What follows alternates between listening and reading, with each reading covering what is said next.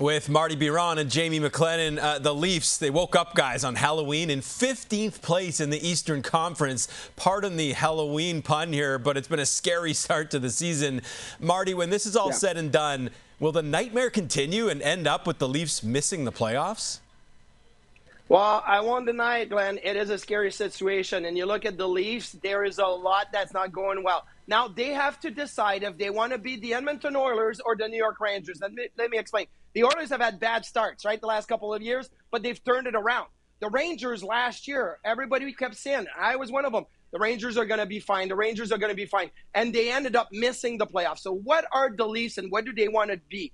I think they make the playoffs. I don't think they're going to be a top three in the Atlantic. And right now, maybe they are lucky because the Eastern Conference and the Atlantic Division is not really like stepping up. So you've got some teams that have not started this season the way you want. So maybe the Leafs are a playoff team, a wild card team. But the biggest thing is goaltending's got to be better. Look, Stolarz is 58th in goals saved above expectation. Last year was top 5. Team save percentage is 29th this year. Last year was 4th. So you've got to start to make some saves in the net. Joe Woll is going to help. But I think you have to decide. Do you want to be the Oilers or the Rangers? And the Leafs have to decide to be the Oilers to make the playoffs.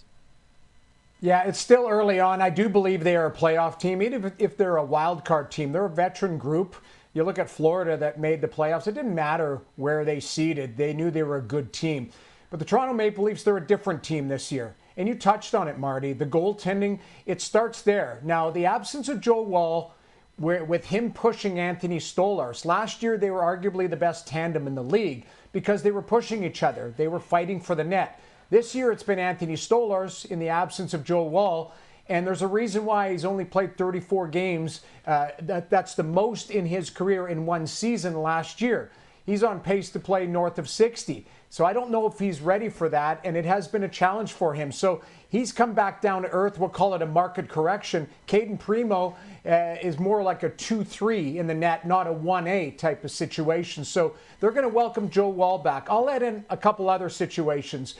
Chris Tanev, the injury to him is massive because it's the group on the back end. They're older. They're a little bit slower. They don't have a lot of puck transporters. At least Tanev is a guy who can shut down the cycle and be really good on the penalty kill. And then you throw in the inconsistency and the injury to William Nylander. Nylander's a guy who is a point producer, but he's a puck transporter. So with Mitch Marner, and I know that's a swear word, we're not supposed to talk about it, with Mitch Marner not around with the Toronto Maple Leafs, they've had to transport the puck in different ways. So there's an adjustment situation there. So there's some injuries, some inconsistencies, but this group, I would argue they probably had more on the Edmonton Oilers side of getting it together than the New York Rangers side and it falling off a cliff. And they're still looking for that right combination on the top line with Austin Matthews. As the Leafs have made the playoffs 9 years in a row, that's the longest streak in the league.